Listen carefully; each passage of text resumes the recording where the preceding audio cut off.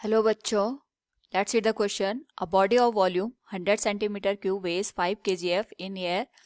It is completely immersed in a liquid of density 1.8 into 10 raised power 3 kg per meter cube and find first upthrust due to the liquid and second the weight of the body in liquid. Now to answer this question, first we will discuss here the key concept, and here the key concept is Archimedes principle.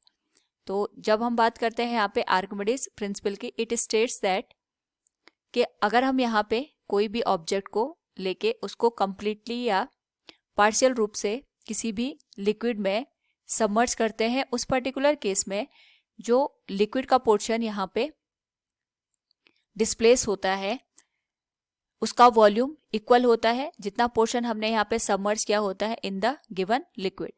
Now इसी concept का use करके we will solve this question. हमारे पास यहाँ पे एक body दे रखी है जिसका जो वॉल्यूम है, volume of body is given as 100 centimetre cube. इसको हम यहाँ पे मीटर क्यूब में कन्वर्ट कर सकते हैं by multiplying this value by 100 into 10 raise power -6 और ये हो जाएगा हमारे पास मीटर क्यूब के बराबर. नाउ यहाँ पे जो वेट है ऑब्जेक्ट का इन एयर, यानी ये हमारे पास यहाँ पे ट्रू वेट कंसीडर किया जाएगा, क्योंकि इस केस में हम ये मान के चल रहे हैं जो एयर का अपथ्रस्ट फोर्स है वो 0 है. यहाँ पे केवल ग्रेविटेशनल फोर्स यहाँ पे काम कर रहा है, दैट इज 5 kgf. और इसको न्यूटन में कन्वर्ट करने के लिए वी विल मल्टीप्लाई 8 बाई 9.8. तो यहाँ पे ये वैल्यू हो जाएगी 49 न्यूटन के बराबर. और यहाँ पे जो लिक्विड हमने यूज किया है इसकी जो डेंसिटी है it is given as 1.8 into 10 raise power 3 kg per metre cube.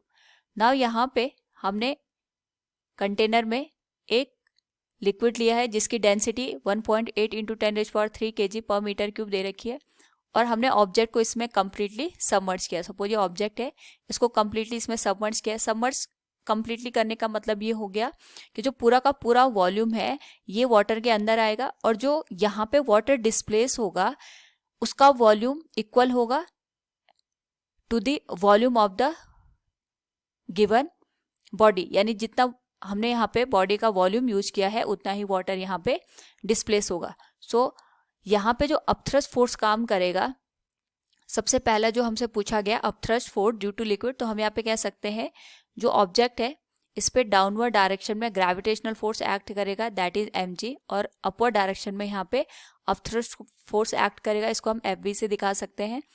तो जो यहाँ पे अपथ्रस्ट फोर्स होता है, अगर हम इसकी वैल्यू यहाँ पे कैलकुलेट करें, it is given as density of the liquid multiplied with volume of the body multiplied with acceleration due to gravity.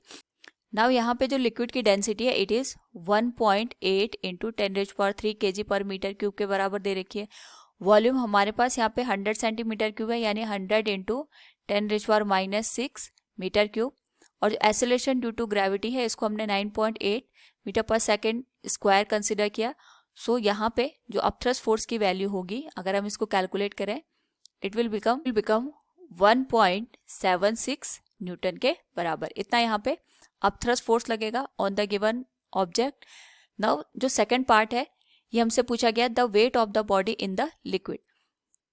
तो यहाँ पे जो एयर है, एयर में हमारे पास जो वेट दे रखा है इट इज 49 न्यूटन. ये जैसा अभी हमने कैलकुलेट किया था, that is true weight is given as, अगर हम इसकी बात करें, इट इज 49 न्यूटन. अब जैसे हम इसको यहाँ पे सबमर्ज करते हैं, जैसे हमने पहले भी डिस्कस किया था, उस पर्टिकुलर केस में यहाँ पे जो वेट है ये डाउनवर्ड डायरेक्शन में काम करता है और अपथ्रस्ट फोर्स यहाँ पे अपवर्ड डायरेक्शन में एक्ट करता है. तो इन दोनों का जो रिजल्टेंट बनेगा it will be the apparent wait, और हम यहाँ पे कह सकते हैं weight of object in liquid.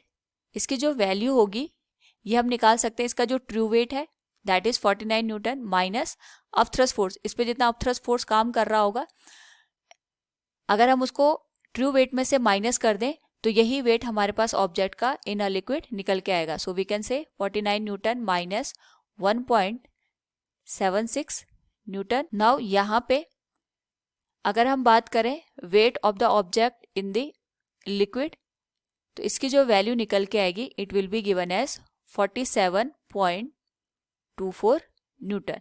It will be the final answer. So from the given question we can say here the upthrust due to the liquid will be 1.76 Newton and weight of the body in liquid is 47.24 Newton. Hope all you understood it. Thank you and best of luck.